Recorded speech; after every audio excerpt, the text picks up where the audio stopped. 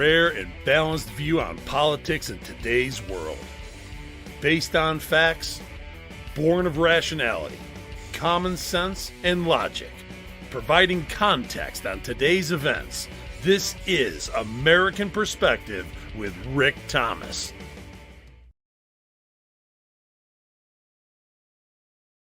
Hello, everyone. Welcome to American Perspective. I am your host, Rick.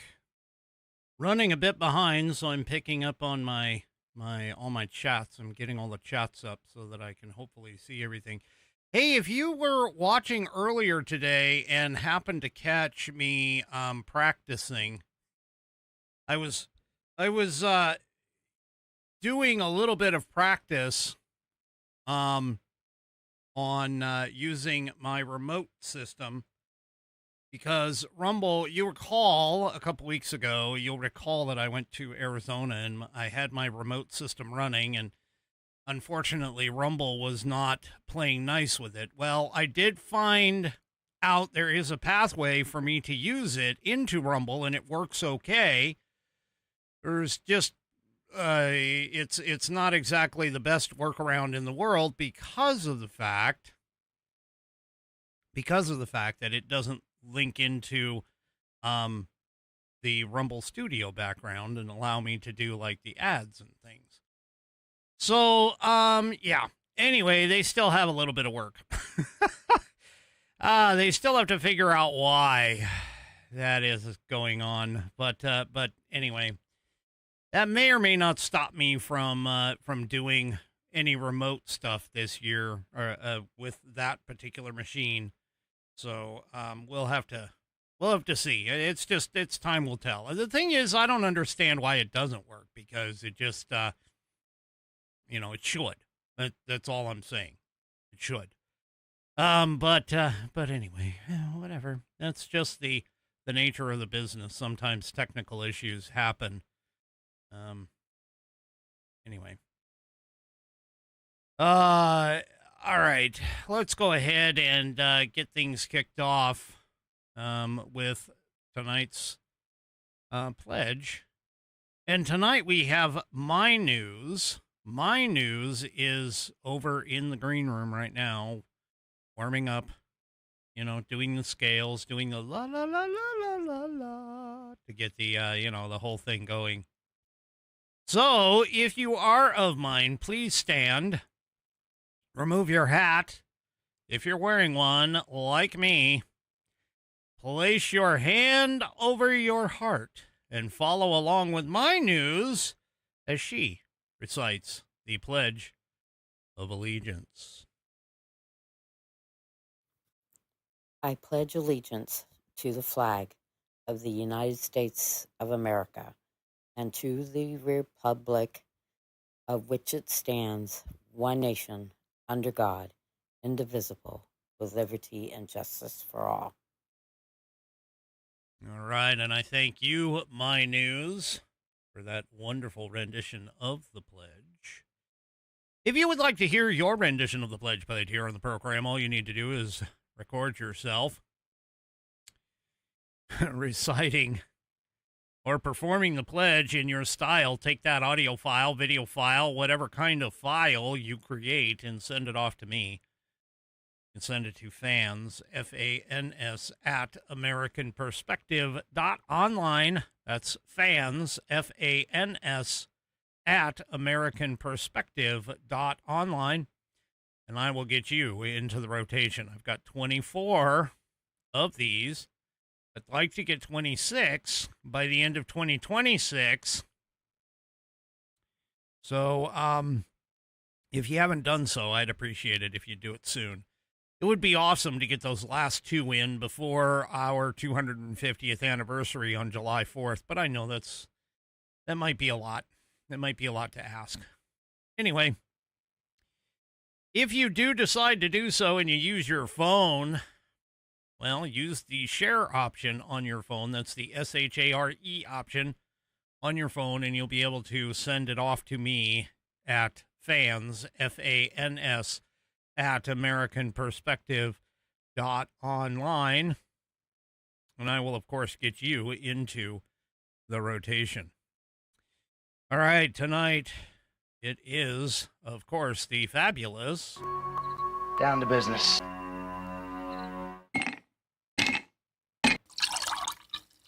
That's the nectar of the gods, baby.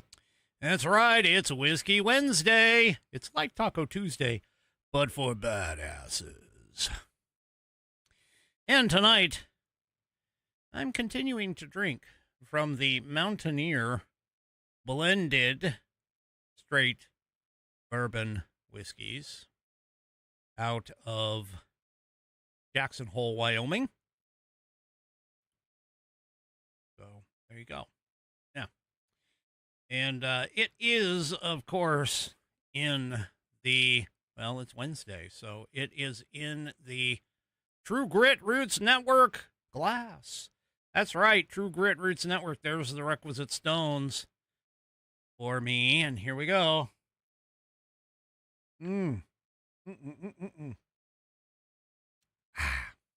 First sip of the night, and that is smooth. Anyway, because it is Wednesday in TGRN,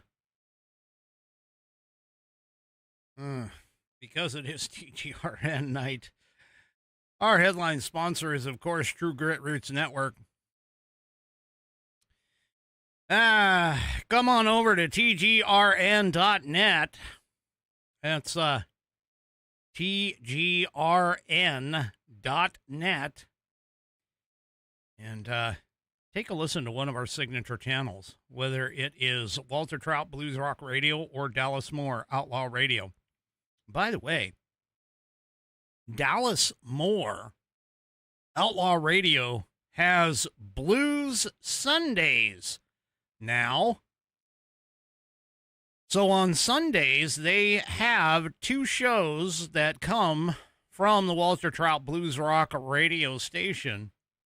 That is Blues Therapy Radio and the man from down under, Sean Bindley, with Blues with a Feeling. Both of them are on Sundays now. They have two airings on Sundays. I believe it's 8 p.m. and 8 a.m. for one of them and 10 p.m. and 10 a.m. for the other one.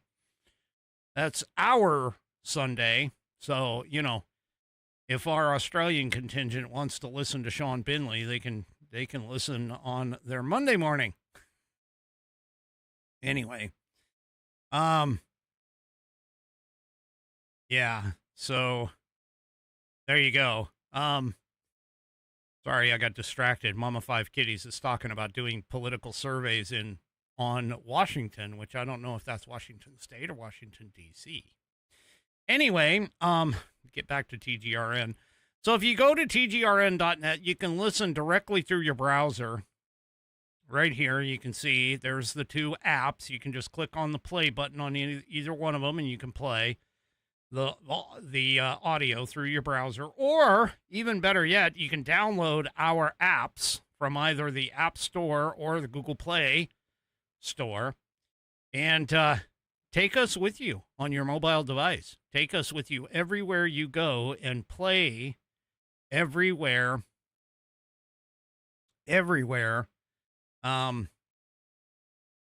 You decide to be, whether it's outside cooking up a burger, working, or at work if you work in an office.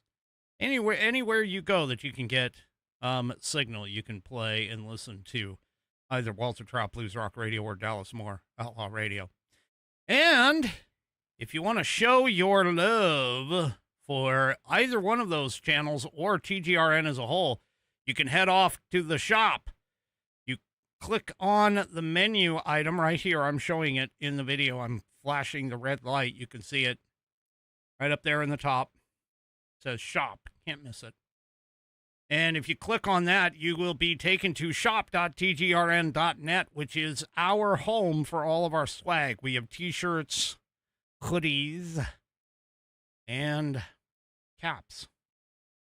with all of the logos. All three logos are there, whether it's TGRN logo, or DMOR, or Walter Trout Blues Rock Radio, WTBRR, either one, any one of the three, or get one of all three, or two of all three. If you get two of all three, you almost have the week covered. So just go ahead and get an extra one somewhere and wear one every single day of the week. Show off your love for True Grit Roots Network and our two signature channels. We have multiple colors available, so you'll be able to do that. You can pick up t-shirts if it's hot, like yesterday, getting into the 80s, or you can wear a hoodie if it's like today in the mid to upper 60s. Yeah, that's I swear, Mother Nature just tested the furnace yesterday. That's all. She was just she had the repair guy come over and test it and run it. Anyway, head on over to shop.tgrn.net. Yeah, I know, Three Chevy is down in Florida. He's like, oh yeah, 80s are not hot. Yeah, they are. Oh, anything over 75, man, is like boiling. Anyway, all right, sorry, I digress. Head on over to shop.tgrn.net or go to tgrn.net itself and check out all of the information and stuff available for you to peruse at those two sites. TGRN stands for True Grit Roots Network, and we are based out of Austin, Texas. All right. Chevy, anything under 75 is cold. No, I'm sorry. Anything between 65 and 75 to me is perfect. 65 to 75. If it gets, when it hits right around 68 is actually really the perfect zone in my mind. But, we only have that during winter when I run the wood stove. Anyway, well, ladies and gentlemen, I guess we're going to start seeing some pushback by the left and the right because of the midterm elections. Some of these people are like, getting, I've got a temperature thing going off on the Rumble chat. Anyway, it's an argument. Where was I? Oh, yes. Apparently the House had some Republican representatives decide that, well, maybe following along with Trump isn't exactly the best idea. I think they're just pissed because a lot of their rhinos are getting kicked out. Anyway, the House has passed a resolution to block military action against Iran. This is in accordance with the 1973 War Powers Act. Lawmakers voted 215 to 208 for the Democrat-led measure to remove U.S. troops from armed hostilities with Iran. There's only one problem here, and that is, of course, that it only has passed the U.S. House. It is not the same thing that has passed the Senate.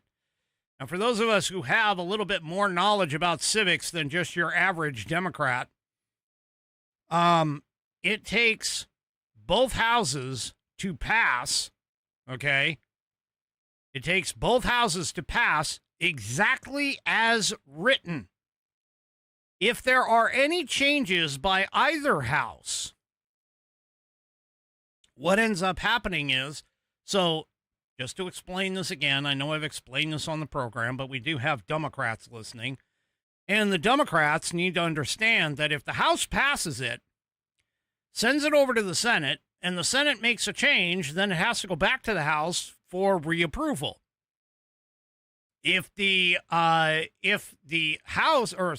Senate creates the bill, sends it over to the House changes it and sends it back to the Senate, same thing happens. The Senate has to reapprove the bill. And regardless of how that process goes, it heads to Trump's desk. Now, there is no veto-proof majority in Congress right now, meaning that we don't have a guarantee of a 100% veto-proof majority. Now, Ronald Reagan faced veto-proof majority for part of his 2 terms. And so a lot of times when the Democrats say, well, you know, Ronald Reagan passed whatever the thing is, the reason why is because he knew if he vetoed it, it wouldn't make a difference. That it was a veto-proof majority because the Democrats in Congress, led by Tip O'Neill, would have a field day overturning the president. We don't have that here. And so regardless, if this House resolution goes to the Senate and the Senate does happen to pass it, then Trump can veto it and the whole process starts all over again. So, yeah. And honestly, it wouldn't surprise me any if Trump did veto it because of the fact that, let's be serious here. Right now, there are no major operations that are going on in Iran. We're not bombing them. We're not flattening them. We're not turning them into a glass factory. Okay? Iran has been attacking our ships and other ships that the U.S. has made promises to protect. And the U.S. is just simply responding in kind. So realistically, as of right now, we're not necessarily the aggressor in Iran. So I don't know what these people in Congress, I mean, let's just face it, they're all stupid, but these people in Congress are attempting to prove here. I don't understand what they're attempting to prove on this. I mean, are they just trying to say, hey, before the midterms, yes, I stood up to Donald Trump? I mean, some of the people that are in possible problem areas, now that some of the primaries are over and we're starting to see the way things are going, the American people are, well, let's just put it this way. We're not all on board with the idea that these idiots are running us into the ground in several different ways. And yes, I am actually talking about both parties. I'm not talking about just one party, although the Democrats are completely leading the charge in terms of the idiocy. But all of that being the case, just keep in mind that much of this is probably posturing for the midterms. And it may or may not go anywhere. I don't know. We'll have to see. We'll honestly have to see. I mean, again, it's just one step in a 3-step process, and the third step happens to end with the guy who actually is in charge of the Army, Navy, Air Force, Marines, Space Force, Coast Guard, all of the military services. I know I walked through all of them, but anyway. So there you go. We'll just have to see what's happening. Well, speaking of the primaries that have happened, we've gotten some key takeaways. Trump no longer has an unblemished record here. One of his endorsements did not make the cut. Now, that being said, that doesn't mean that all is lost. I mean, 118 wins, 1 loss, or 37 wins, 1 loss, whatever it is. I can't remember the number. Not that bad of a record. Still, I mean, yes, he isn't undefeated. I didn't expect him to come through the primaries undefeated. The important part is whether or not the final run in November comes out our way in both the House and the Senate. Now, I know it makes it a little more difficult when you don't have the guys or gals that you choose always in place. But that being said, well, they need to They need to figure that stuff out. Well, some of the key takeaways. Number one, California. We're probably not going to know California's gubernatorial race. Even California says, oh, yeah, it's going to take us up until July 10th. That's our deadline. We have July 10th.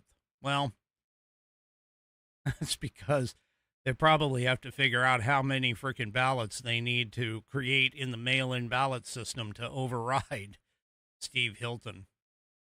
Anyway, L.A. mayoral race. Yes, Karen Bass. She is in the lead because there are idiots who live in California, especially in L.A.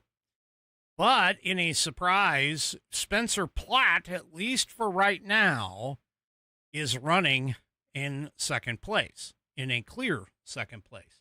Not necessarily a lockstep, locked-in second place. However, most of the pundits are looking at that and they're saying, oh, yes, it appears that in November we are going to see a Bass-Platt showdown. So, yeah, we'll see what happens. Well, California keeps its wiener. That's right. Scott Wiener seems to be in the lead and possibly is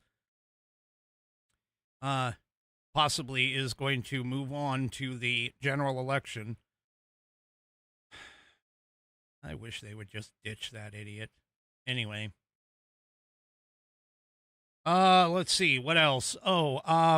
Ashley Hinson in Iowa is going to face off against the Democrat State Representative Josh Turek in the contest for the Senate seat that was exited by Joni Ernst. She's retiring. So, there's that.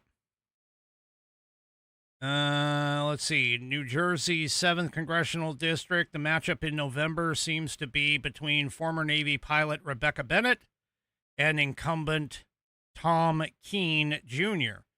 Now, Keene, what's interesting about this is Keene has actually had some health problems. He has literally been absent for months.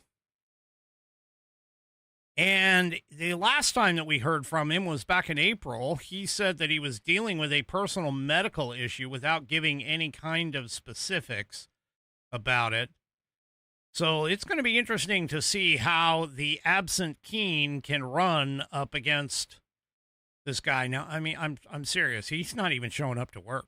So it's not that he's just, disappeared from public life. He has actually missed votes. So he is not representing any of his constituents at all in Congress.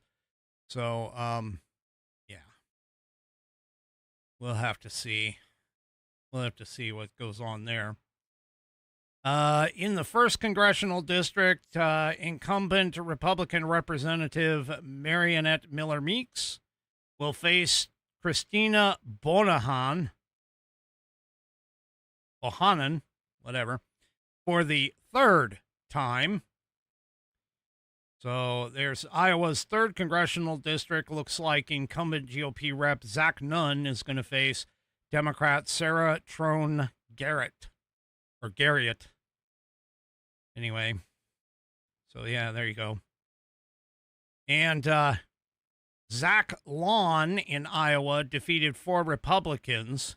He's the one that beat out the Trump-endorsed Representative Randy Fenestra to win the GOP primary for Iowa's gubernatorial race.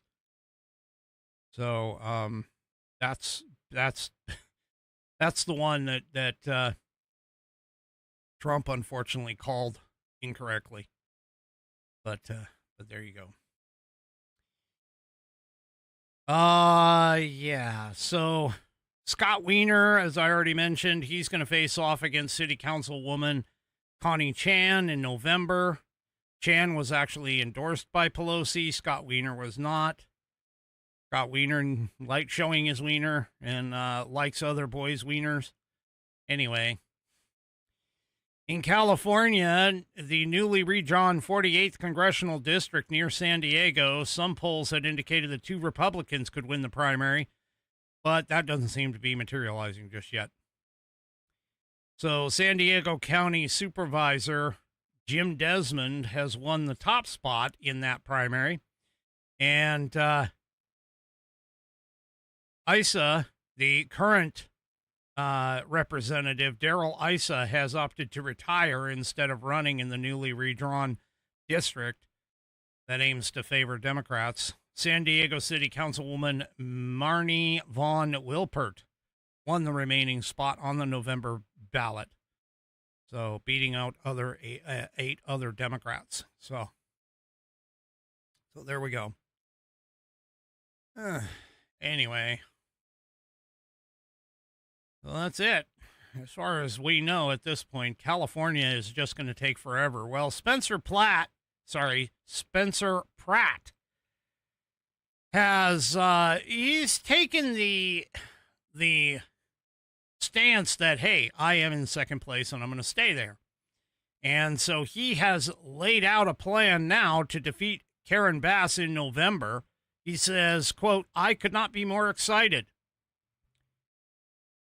He said today, he's like, she knows it's on. I hope she's ready. I am ready for whatever God puts in front of me. He says, I was going to be happy if I wasn't moving forward, but now I feel very confident.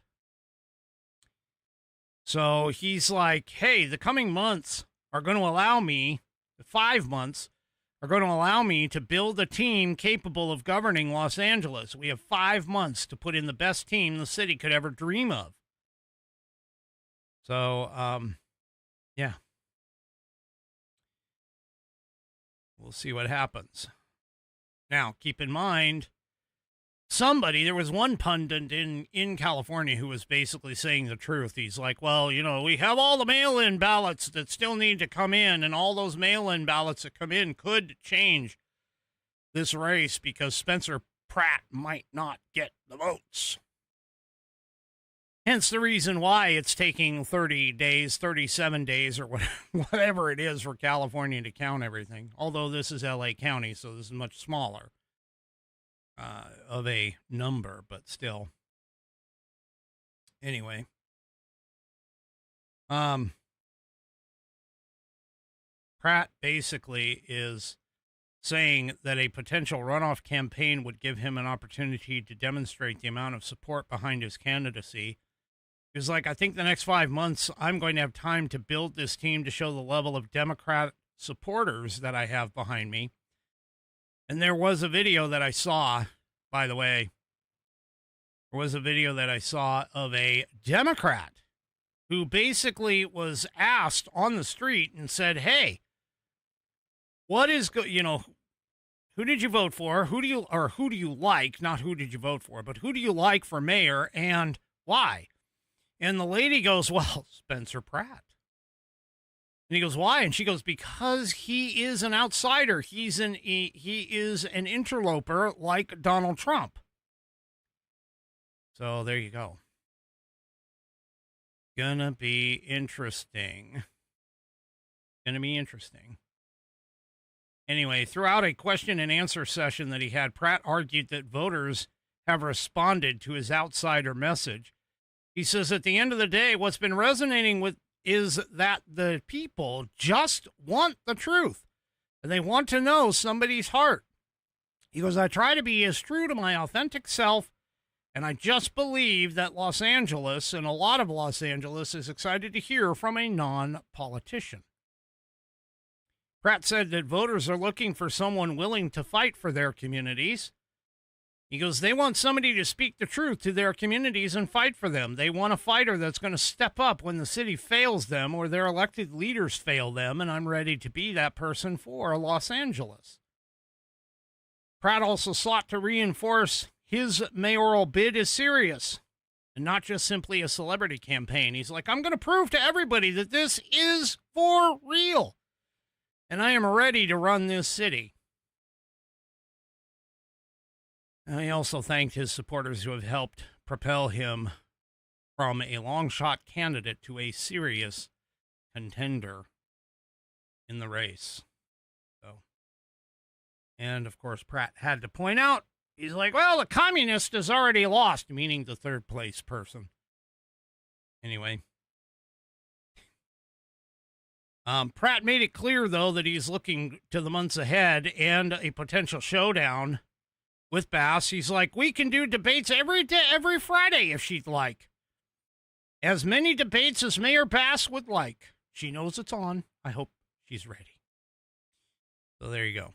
I have a feeling he would be kind of like, let's just think of a recent debate here. J.D. Vance against Tampon Tim Walls. That debate. Yeah, anyway. Well, the other issue that we have, now keep in mind, the Supreme Court has some really, really, really big opinions that they have not put out yet. One of them being on birthright citizenship. That one is really going to be, hopefully that's going to make, the crap hit the fan for the leftist lunatics. But the Supreme Court has moved forward with protecting their decision in Louisiana versus Calais. Now, Alabama, as you recall, went and redrew their map. Now, look, this isn't really all that serious. It isn't that big of a deal because there's only one district in Alabama that's even up to question here. So it's not as though Alabama would, like, all of a sudden redistrict and shift like Virginia tried to from a 6-5 split to a 10-1 split. No. Alabama's only going to be potentially picking up one seat. Now, all of that being the case, the Supreme Court said yesterday, that Alabama could very well use the congressional map that is likely going to benefit the GOP. And this was in an emergency order. It was a 6-3. Gee, I wonder what changed. But it's a 6-3, and of course Jackson, Sotomayor, and Kagan all dissented. But anyway, the Alabama Republicans sought to revise the previously blocked map that they had, and the ruling came after last month's ruling about vacating the lower court ruling blocking Alabama's 2023 congressional map and sent the case back for further review. Last week, however, the 3-judge panel again had blocked the GOP-backed map and ordered Alabama to continue using a court-drawn map containing 2 districts in which black voters were a majority or have an opportunity to elect their preferred candidates. Now, keep in mind, Tennessee had a majority black district that had a white guy, an old white guy representing them for 20 years. So don't give me this crap about, oh, it really matters, race matters in these cases. No, Memphis, Tennessee, the district that did cover Memphis, Tennessee, had a white guy, an old white guy, for 20 years represent them. So don't give me this crap. I'm tired of these people sitting here saying that your skin color matters when it comes to representation. Because if that were the case, Winsome Sears would have won the Virginia governor's race over Abigail Spanberger. Anyway. So, yeah. So this basically just removes one of those districts. But anyway, so there you go. Anyway, well, as we all know, we have 2 conservative justices that are close to aging out. Granted, I don't think they would go as far as RBG in terms of age, but we know that Clarence Thomas being the oldest one on the court, and then, of course, Samuel Alito behind him. Both of them have been asked directly, are you planning on leaving? Are you planning on retiring? And they have both publicly stated no. However, the appellate court judges that are Republicans and conservatives have been, I guess, preparing for the possibility that one of them will actually give up their seat. Because apparently what they've been doing is they have all been issuing, well, let's just say a little bit more flamboyant opinions, and that they are doing things like putting dissents on video, putting their opinions on video. Maybe it's not just dissents, but putting opinions on video. And so, yeah. So there's judges who are positioning themselves for that moment because they know that Trump would probably move very quickly to get, to essentially get a new judge in place under his last term that he can be. And, yeah. So, by the way, they're going ahead and zero their opinions that are coming out from these conservative judges are seeing that they are also using their opinions to zero in on subjects that resonate with Trump's base: immigration, cultural disputes, where the federal courts have become a central background for all of this. The emphasis, it can't be any clearer. Some of these judges believe that there is going to be a vacancy soon, and they are all vying for the place to go. Now, I'm just going to point this out. What would really be awesome, because there is no constitutional requirement for a Supreme Court justice to actually be a lawyer, an attorney, or even a judge. What would be really awesome is if Donald Trump actually chose somebody who was none of those, who knew the Constitution, who could basically stand up to the rigors of a Senate hearing, that could come from outside of D.C. like he did, and be able to sit on the bench for probably, let's say 20 years. Somebody in the 50 to 55 to maybe 60 on the outside year age. It would be better if he could find somebody that was a little younger than that, but that's okay. Somebody who is a well-versed individual in history, who can perform research, proper research on the reality of things. Yeah. That would be fantastic. And it would be, talk about the media circus that would go around that. Whoa.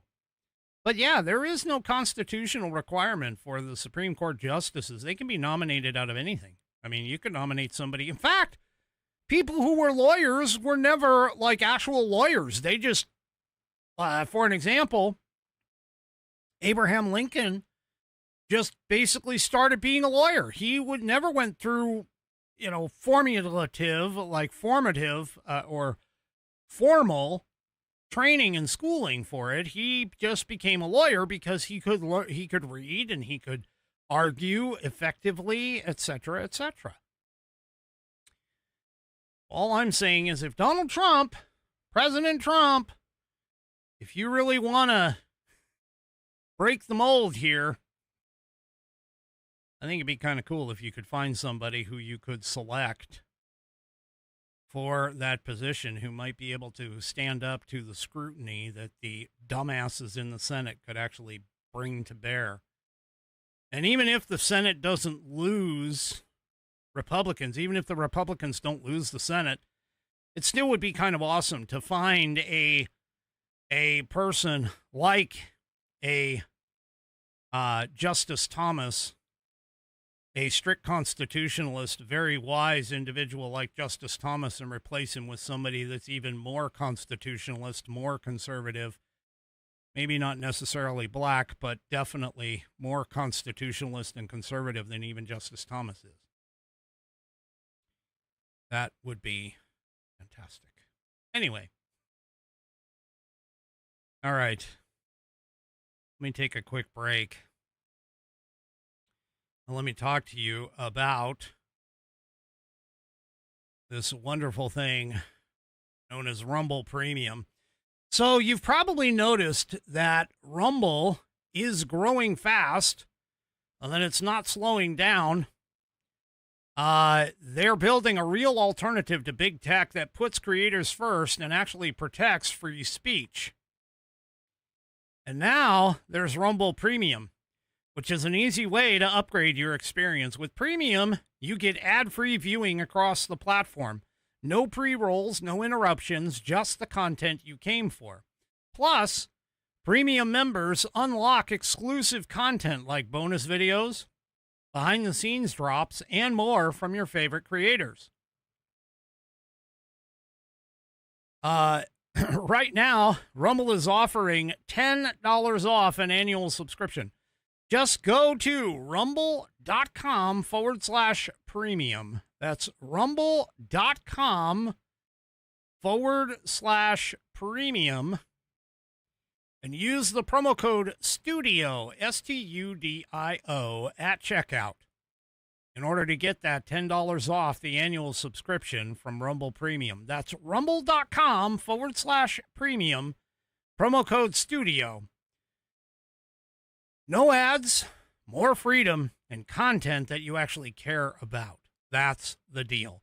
Go to rumble.com/premium, rumble.com/premium. Use promo code STUDIO to get $10 off your annual subscription to Rumble Premium.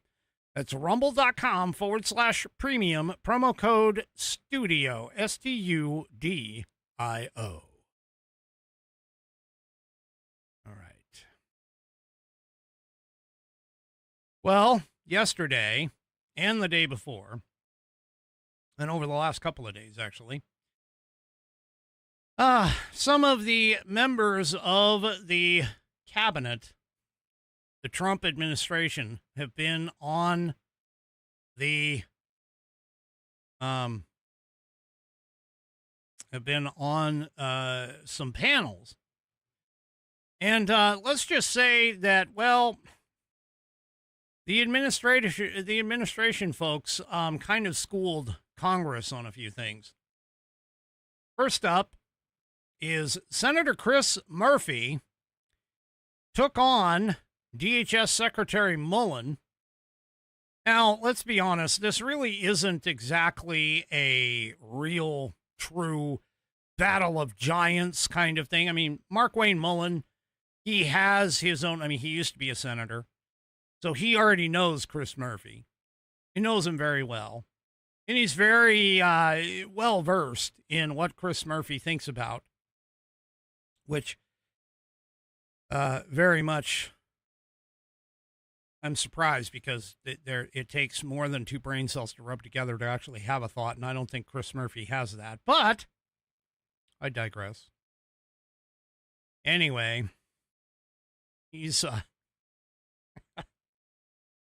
Chris Murphy was going to go ahead and attack the Department of Homeland Security during a hearing in which Mark Wayne Mullin was answering questions. Murphy apparently claimed that the DHS was violating the law and the Constitution every single day. Which, by the way, I hear the rhetoric from these idiots. I hear them talking about, oh yeah, you're violating the Constitution, you're violating the law. And yet not a single one of them have produced the actual evidence and the actual statutes and the actual part of the Constitution that the DHS is actually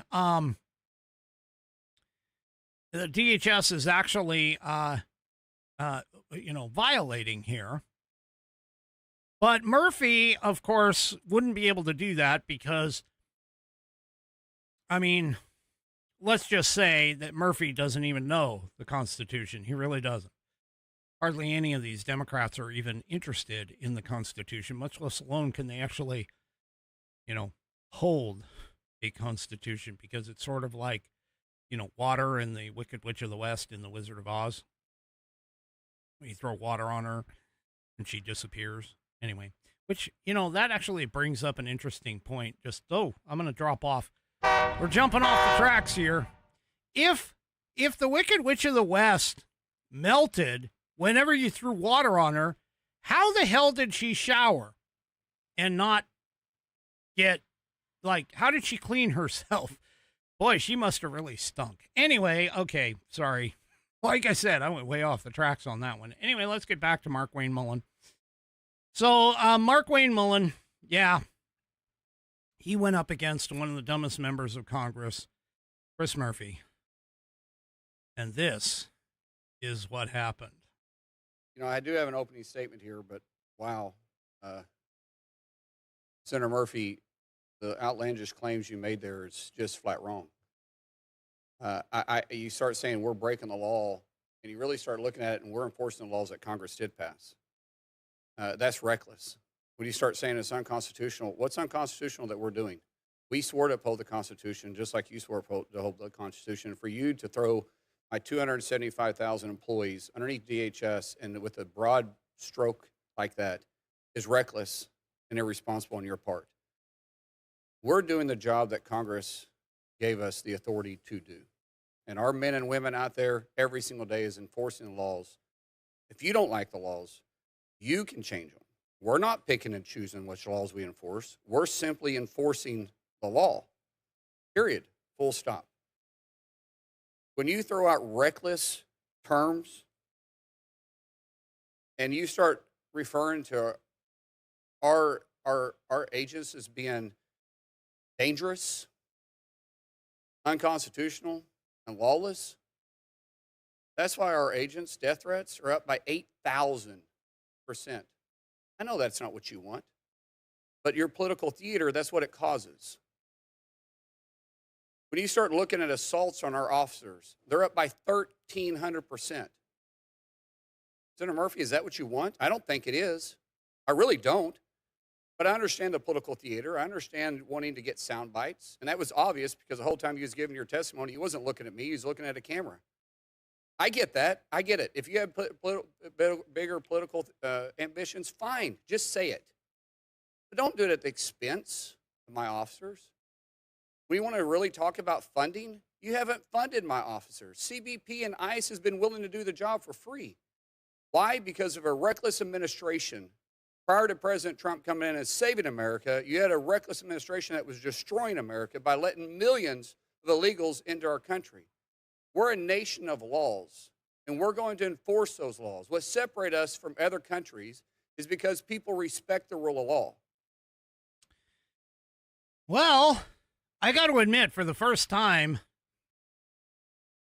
Mark Wayne Mullin has a habit, just going to say it, has a habit at times to let his emotions override his intelligence. And there are some of the sound bites and snapshots that I've seen of Mark Wayne Mullin. He's a powder keg at times. And that response that he put together, realistically, I just got to say, is very reasoned, very well thought out, and very truthful. And I don't know if anybody caught it, but Mark Wayne Mullin actually tossed a civics lesson in on Chris Murphy. Chris Murphy was saying that they, meaning the DHS, is doing illegal things. And again, I just got to ask, what things have been broken? What laws have been broken? What things did he, what things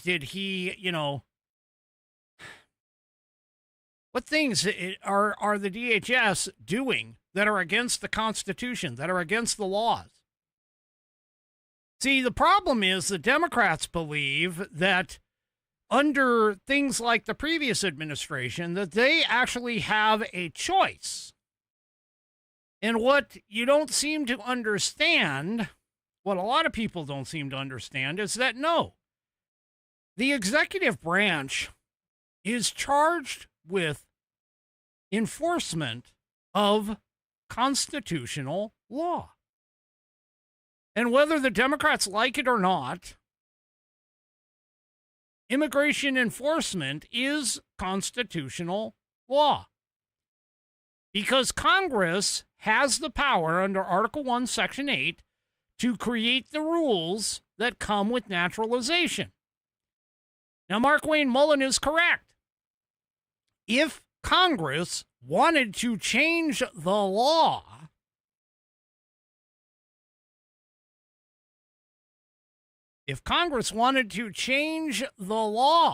they could.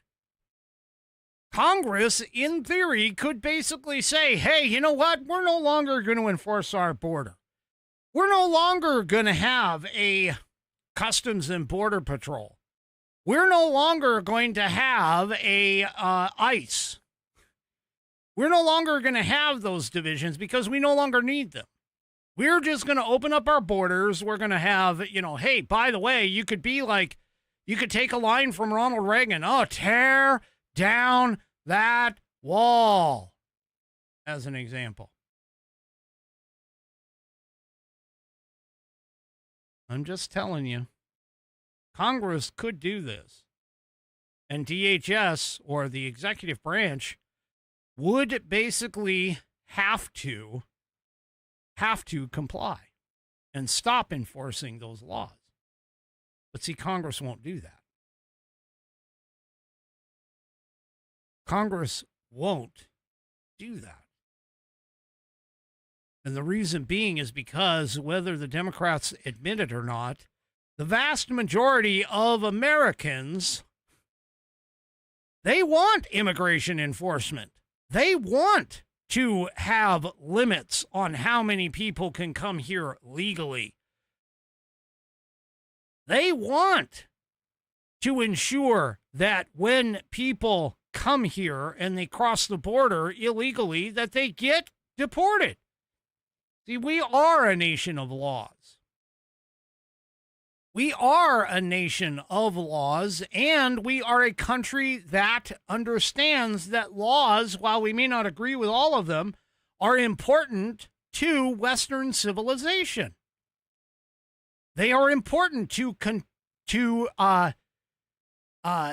frame and control and provide the foundation for Western society. They understand this, but they won't admit it because their lunatic leftist Marxist base who wants to tear down America, they want all of that gone. They want all of that eliminated.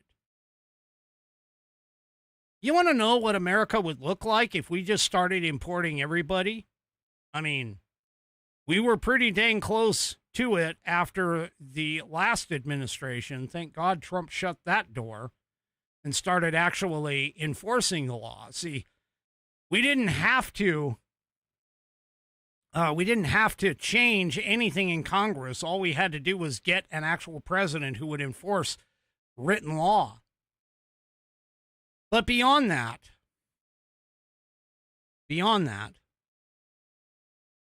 what a lot of people and the Democrats actually do understand is that essentially that America, they want America to have government control everything and the people have nothing. They want us to be destroyed. See, the Democrats, they don't want us to have laws and rules and regulations in terms of protecting ourselves. They want us destroyed from within. And in order to do that, they're willing to bring in anybody. You want to see what globalism and multiculturalism does? All you need to do is look over to places like France, places like England, who are importing the third world at a rapid pace. And there's no assimilation going on. I mean, you can go and take a look at any time. They're rioting in the streets. There's knifings and killings all the time. Now, you want to talk about violence in this world when it comes to guns here in America, man. Let me tell you,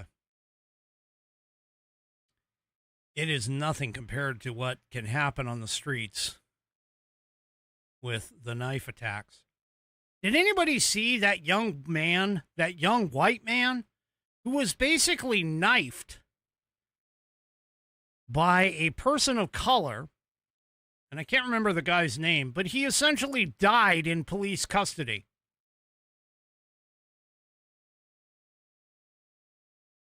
He basically died in police custody. And he was knifed by a perpetrator who claimed that the white guy said a racial slur. So you're telling me for the racial slur that his punishment for saying a racial slur was death?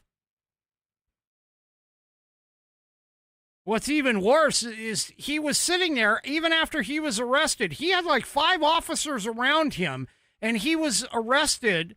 They kept telling him, oh, you're under arrest, you're under arrest.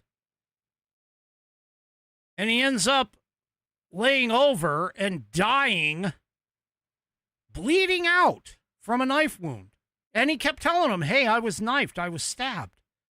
And they didn't bother getting him medical help. They didn't bother getting him medical help. Now, the family has since come out and basically said, hey, we know that it's not the police's fault necessarily that he died, although they do have culpability in terms of the way that they treated him after they arrested him. But if you want to know what multiculturalism does, and by multiculturalism, I'm talking about groups of people that are coming together but not assimilating. See, that was the beauty of the American system, was that we had a melting pot. The object was for you to come here, bring the best from your country, and drop off the worst at the border. Bring the best from your country and bring it and melt it in together with the rest of America and drop off the worst of your culture. Drop off all the bad at the border. Bring in the good. But you're attempting to assimilate into the culture. See, that's not what is happening now. And one of the worst, I can tell you one of the worst cultures, believe it or not, is actually the Islam, the religious Islam. They, and I don't mean in terms of being one of the worst cultures, but in terms of the assimilation part of it. They have no desire to assimilate. None. They have no desire to assimilate here. Because as far as they're concerned, they want Islam to take over as the world's religion. And that comes with a price. Comes with a very big price. Now, don't get me wrong. There are moderates that are part of the Islamic world and the Islamic culture, but the vast majority of them are not moderates. They want nothing but you to assimilate into their culture, which is definitely not an American culture. In fact, just about everything that the Islamic Code states is directly against what the United States Constitution was founded upon. Now, keep in mind, the biggest problem is that under Islamic law, religion and politics are one and the same. Where here in the U.S., we actually have this idea of a separation of church and state, meaning that the state can't override the practice of religion. But that doesn't mean that both are completely 100% separated from one another. No. As I've pointed out multiple times, God's law influences man's law.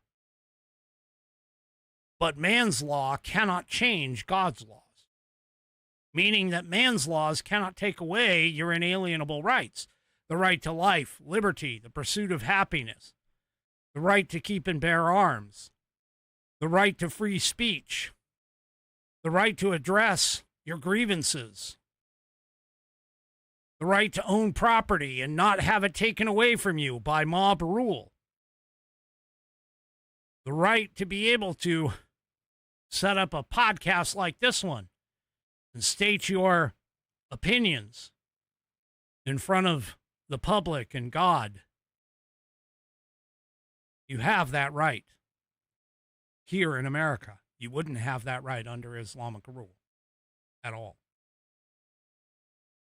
All right, well, I kind of took a detour there. Let's swing back to the topic at hand. Well, Markwayne Mullin did what he did. Marco Rubio was a little bit more, shall we say, assertive with some of his. I've got 3 clips on him here, and yeah. You know, one of the things that a lot of people don't seem to understand is that there are plenty of people in America today that are just tired of all of the backbending by the establishment to people and individuals who want to change the fundamental foundation that is America. And, yeah. Anyway, there was a couple of different things that Marco Rubio did up on Capitol Hill. And, by the way, you can also hear many times with regards to things like the quote unquote illegal war in Iran, which there isn't an illegal war in Iran. We're not even at war in Iran just yet. But anyway, Marco Rubio showed up. This is day 1 of his showing up on Capitol Hill. Yeah, this one is this one's kind of interesting. Let's see, who is this? This is Senator Jackie Rosen. Yeah, she decided to attack Marco Rubio about partying. Let's take a listen. You were at a party with President Trump in Miami instead of accompanying Vice President Vance to Pakistan for negotiations. What party was I at? I was at a party? It's publicly reported, and there's photos there. But In what fact, party? Steve No, Witkoff but and you're going to Jared say that. I'm Kushner- going to answer it. I'm going to answer But that let me question because that's an finish my absurd statement. If I was as not soon at as a party. I finish my paragraph, All right. he can answer. Because people are going to In fact, slander me. I'm going to answer Steve it. Witkoff and Jared Kushner, both of whom were never confirmed by this body to be America's diplomats, accompanied the vice president in the negotiations. Even Iran's foreign minister was not there, yet was there, and you were not. I just feel that's embarrassing for us, and it's embarrassing for you. Mr. Secretary, Congress represents the American people. We have the power to confirm who represents America abroad. We confirmed you to be our Secretary of State. We confirmed you to be in the negotiations that are happening. And it's just unthinkable to me that you are missing high stakes negotiations or that you're not involved. It's sad. to see Senator you Rosen, your excluded. Thank your you. time's I up. yield back. Okay, But so let me just Senator Secretary Rubio, should You're have the 100% opportunity to inaccurate reply. and 100% wrong. Here's why. Number one, the Vice President of the United States was there, and he wasn't confirmed by the Senate. He was elected by the American people. Okay? He is the second in line to the presidency of the United States. He was present. Mr. Witkoff is the president's envoy for negotiation for peace deals. Mr. Kushner is a private citizen that serves as an advisor on these functions. They were the team that we sent to Pakistan. I was not at a party. Where I was is next to the president. Because in the midst of those negotiations, I was in communications with them. And in fact, I think there is media reporting from that evening on how on multiple occasions I went into a back room, I came back out and spoke to the president and was constantly updating him. On that evening, I spoke to Mr. Kushner and our negotiating team and Mr. Witkoff on at least 6 occasions, including twice on a secure line from the phone they had access to over there. So you don't know what you're talking about. You're just Senator making Rosen, stuff up. he has the floor. I know your please. staff wrote up this cute statement for your TikTok video, but it's not true, and it's not real. That's not what happened. Okay? I'm the National Security Advisor and Secretary of State. I was co-located with the President in the midst of a high-stakes negotiation so that I could immediately inform him about events occurring halfway around the world. I was where I needed to be at that moment because we had a very capable team on the ground in Pakistan, led by the Vice President of the United States. Thank Oh, these leftist lunatics in Congress, they seem to believe that they know better than the executive in terms of how the executive needs to take care of things. Well, Marco Rubio, of course, embarrassed Spartacus himself because Spartacus apparently feels as though he is much more versed in foreign affairs than Marco Rubio is, our Secretary of State and National Security Advisor combined. Well, let's take a listen as to how bad that went.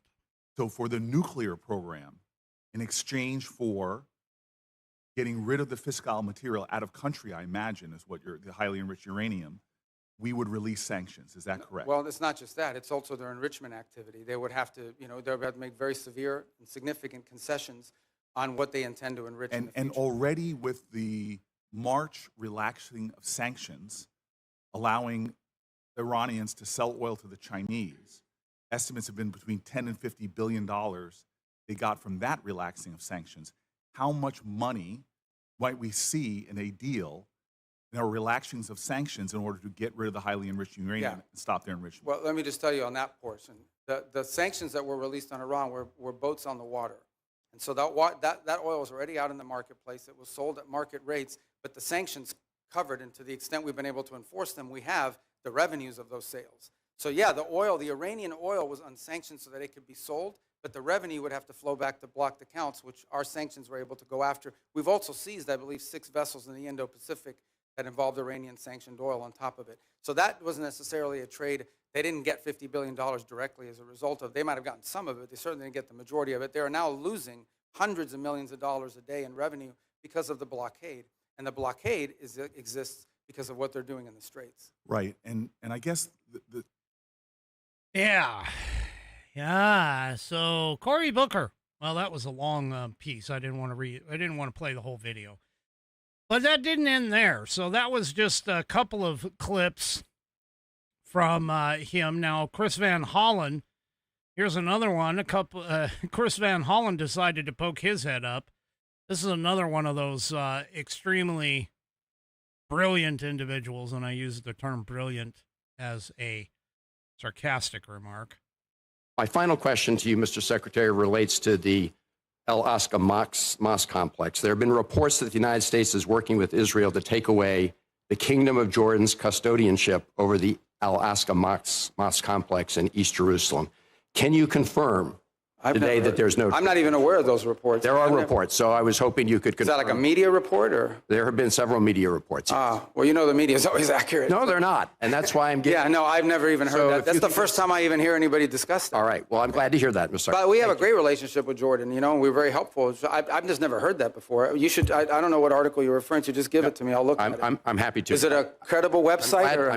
I'm glad to hear you say, Mr. Secretary, there's no truth. I've never heard that discussed by... Yeah. Okay. Well, yeah. Anyway, Well, he ended up going up again for day 2. And, well, let's just say there were a few Democrats who lost their heads over Marco. So Marco hopefully kept his head. But here, we'll listen to this one. The top 15. Not once did you mention Ukraine when you were prioritizing the achievement that's there. Now let me go on. Try to stay under Let 5 me go minutes. on. Oh, you tried to stay. Yeah, please. I It's can not answer funny. that. It's not funny, Secretary. Now, What's not funny in is Iran that- now.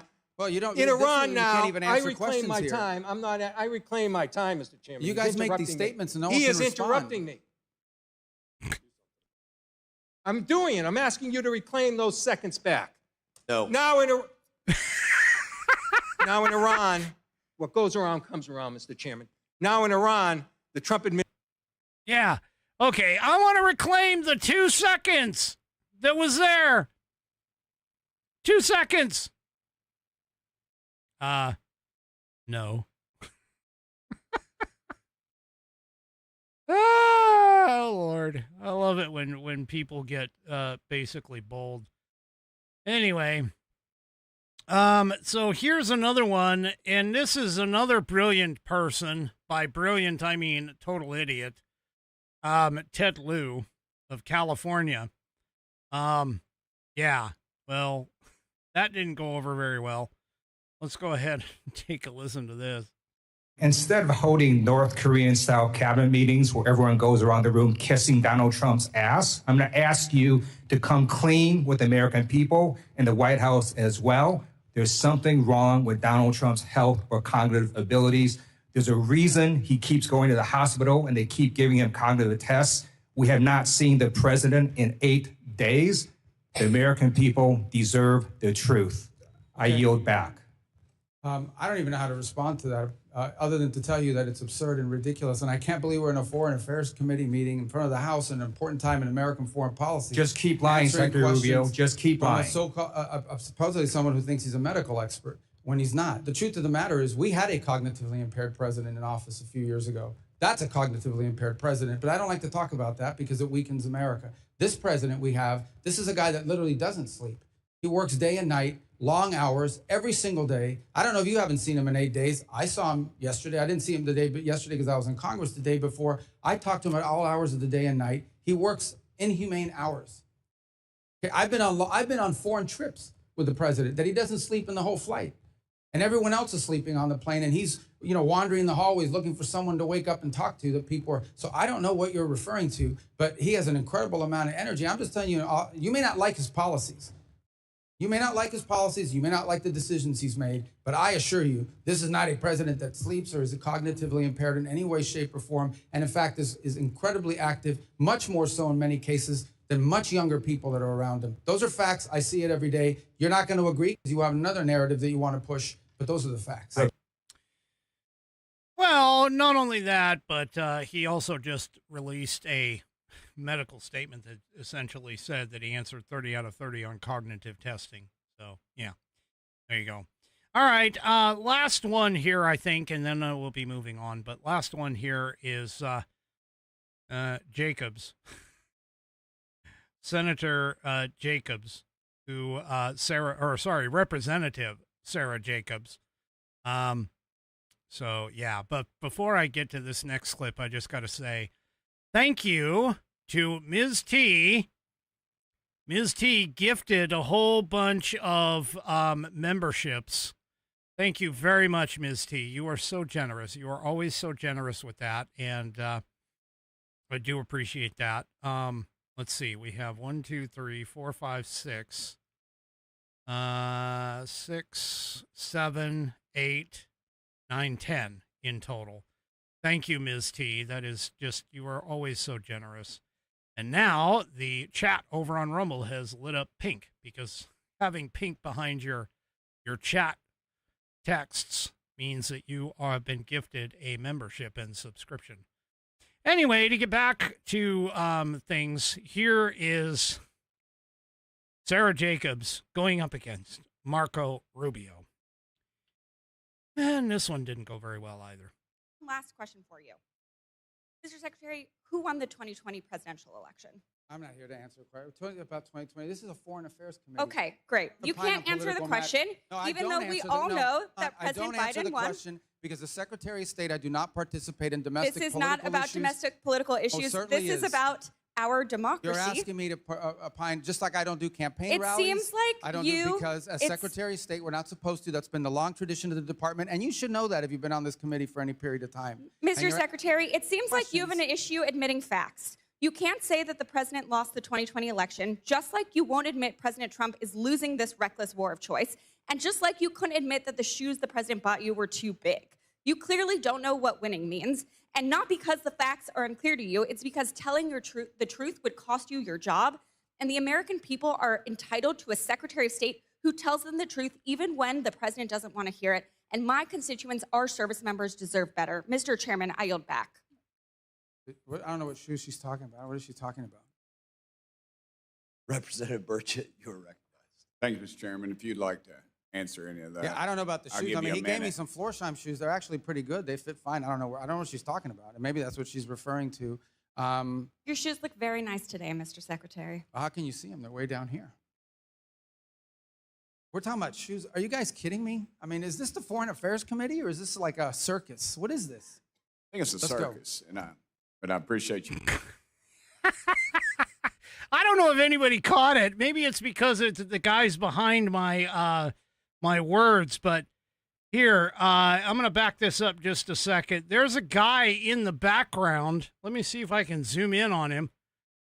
So look at this guy's reaction as it's being look as Rubio was talking. Take a look at this guy's reaction. I'm going to forward it here. Look at him. When Rubio started talking about how can you see my shoes? My shoes are like underneath the table. What are we here talking about shoes for? This is, I mean, take a look at this guy's reaction. He's in the gallery and he's just laughing. It's actually, there's a couple different guys that are laughing in the background. They're just like, oh my God, there's many people, but this guy in particular is just laughing like crazy. That's what you need to do to these people, folks. You should just laugh at them. You should just laugh at them. Because literally all they are is whiny babies. That's it. They have nothing of substance to talk about here. They have nothing of substance to go after Marco Rubio for. And so they're trying to catch him in a thing like, they're trying to catch him in a thing like, Trump has cognitively impaired. He gave you a pair of shoes. They didn't even fit. Really? They didn't fit. Okay. Whatever. Oh, well, apparently there was a congresswoman who essentially didn't want to hear the answer to her question. All she wanted was to essentially bitch, whine, and moan. Take a listen to this one. In why is she leaving? I'm going to answer her questions. I will. Oh, she's go. Okay, I got it. Well, thank you for coming. All right, so we're going to talk about. I just want to. Yeah. So apparently, asking questions and not getting answers is, there you go. All right. Oh my gosh, these people. All they care about is the circus. That's it. That's all they are. And I'll be honest with you, a lot of these things, seriously, a lot of these committees and things like that, they're just basic circus. I mean, all of these gatherings and bring people up and they ask them. No, I'm seriously. What purpose does this have in terms of the politics of the country? It serves nothing. These kind of clown shows are not getting to the answers. They're not getting to the truth. They're not questioning policies. They're not sitting there and attempting to find out factual information. All it is a way to get their 15 seconds of fame. 15 seconds of fame, their snapshots and their sound bites that they can utilize for their next election, because that's all these people care about. There's not a one single Democrat who actually wants to work for the people, who actually wants to do the job that's up there. They just look forward to the next election and keeping that position, because they're all about power. They're all about the comforts that comes from this. So, yeah. Anyway, which, by the way, a lot of people talk about Rubio potentially being a candidate in 2028 should J.D. Vance decide not to run, which, by the way, is a real possibility. Now, if you recall, Rubio did run for president here in the recent past. And this kind of thing, and actually G pointed this out, this kind of stuff back and forth, believe it or not, is good press for Rubio. I mean, if Rubio is attempting to, get some good vibes for the MAGA, conservative, Republican base, these kinds of hearings and his reactions and the way that he is handling these people, well, it's nothing but positive publicity for him. Seriously. Because when Rubio first stepped onto the stage, not very many people knew who he was or what he was about. Now he is handling 2 cabinet positions in the Trump administration and doing a pretty damn good job of it. For those of us who are in the know and watching, he is definitely much better than Hillary Clinton ever was as Secretary of State. And he's doing the job that most of America voted for. So his political stock is doing nothing but rising at this point. So there you go. Anyway, all right. Really quickly, I just want to point out, because I am running out of time, but really quickly, Abigail Spanberger is finding out what happens when you attempt to try and get constitutional people in positions of law enforcement to do unconstitutional things. For an example, and in this particular case, Abigail Spanberger signed a gun ban in Virginia. Well, her own prosecutors have basically said, well, guess what? We're not going to bother enforcing it. See, what these governors seem to miss, and what these legislative bodies seem to miss, is that you make a law and you make it against the Constitution. You have an enforcement arm that has to enforce it. Well, that enforcement arm, if it decides that, hey, you know what? We don't agree with you, that's unconstitutional, and we're not going to enforce it, your hands are tied. It's no different than when Andrew Jackson totally denied or refused to enforce and follow the Supreme Court of the United States. The Supreme Court has no constitutional ability to enforce their laws. Now, I am not advocating for total chaos. I am not advocating for an executive to basically say, hey, you know what? We're not going to enforce anything anymore. I'm not advocating for that because, to be completely honest, that would just essentially bring on anarchy. However, when you stand up and swear an oath to support and defend the Constitution of the United States, you had better be willing and able to understand what is constitutional and what is not, which is essentially what I do here. I am very well aware of what the Constitution says. In fact, I would say that I'm a little better versed than probably a vast majority of our own representatives up in Congress in terms of the historical significance and the meaning of many parts of the Constitution. And for those that I don't know, I do research and I find it in the founding documents. But all of that being said, Abigail Spanberger signed a gun ban that was essentially going against even Supreme Court decisions from long ago. Because what she did is she signed a ban that in May that bans the future sale, manufacture, transfer, import, and purchase of certain semi-automatic firearms and magazines that hold more than 15 rounds. Now, supposedly anybody charged under this new ban faces up to 12 months in jail and a $2,500 fine, plus a 3-year ban on buying or possessing firearms. Well, some of the attorneys have gone on record now and are like,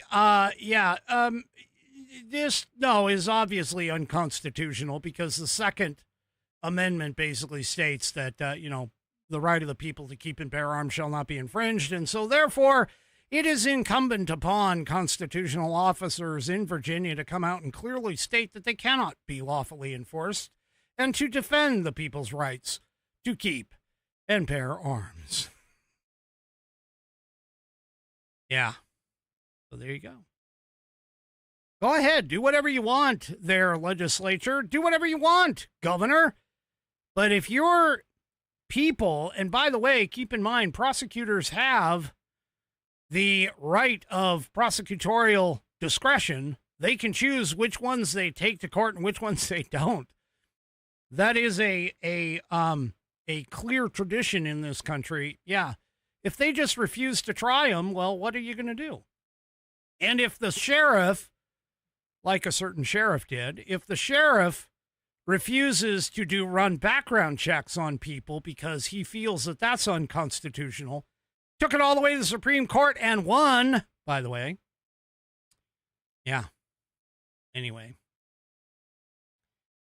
There you go. So, now, one of these people also drew contrast to it because he basically said, hey, the law should be vigorously enforced against violent and dangerous people. The laws that were not being enforced in some other jurisdictions were not being enforced not out of constitutional concern, but just out of ideology. Okay. So, yeah. Apparently, prosecutors and sheriffs in several counties, let's see, there's 1, 2, 3, 4, 5, 6, 7, 8, among others, have all issued statements saying that they will not bring charges to anyone under the ban. So, there you go. Yeah. The sheriff and the Commonwealth attorney in Clark County actually issued a joint statement together stating that the law will not be enforced against nonviolent offenders where no other criminal conduct is alleged. So, there you go. It's anyway. Yeah, you're going to see in a lot of these cases, anybody with balls is going to go ahead and just ignore any of those laws. All right, folks, let's get on to tonight's very special Pet of the Week. All right, and for tonight's Pet of the Week, this is submitted by none other than our own Coco DeWhiskey, or I should say Coco, insert name here. So, Coco sent me some photos, and here's what she sent. She said in conjunction with those photos. She said, "Hi, Rick and the Whiskey Warriors. I finally got some pics of Sean with his horse, Falco." Now, you guys may recall Falco was a Pet of the Week earlier. Well, now we actually have them together. And she says, Sean is not quite ready to ride Falco, as Falco is still a bit hyper and still in training, but they are getting to know each other slowly. Sean's other favorite ride is the four-wheeler, which you'll be able to see in the photos. He says, enjoy, and thank you, Coco. So here we go. Let me get over to that page. Get rid of that and pop up this. And there is Sean with his four-wheeler and Falco in the background. So, yeah, we all love Sean. Sean is one of our fan favorites here on the American Perspective show. And there he is. There's Sean with another one of the horses. And there they are together.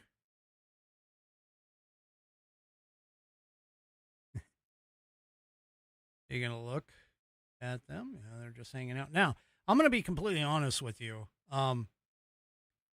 Horses liking being this close to a four-wheeler, knowing that the four-wheeler is oftentimes can be loud and scary. This by itself is just pretty much amazing.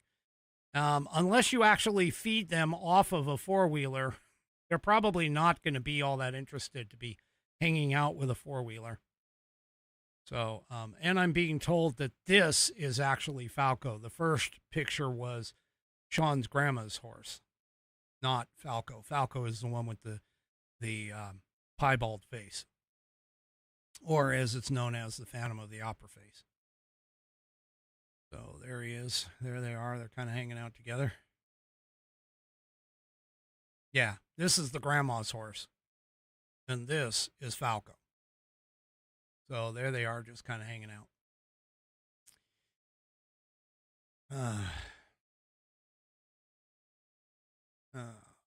Well, I hope that Sean and Falco have a long time together and that Falco is able to finish his training. Because as it has been mentioned, there is nothing better for the inside of a man than the outside of a horse. Alrighty, folks, that is it for me for this evening. Do me a favor, if you haven't already, head on over to rumble.com, get yourself an account. It is free. And once you are signed up and signed in, make sure that you search up the American Perspective channel and hit that green follow button to get notified every time that I go live.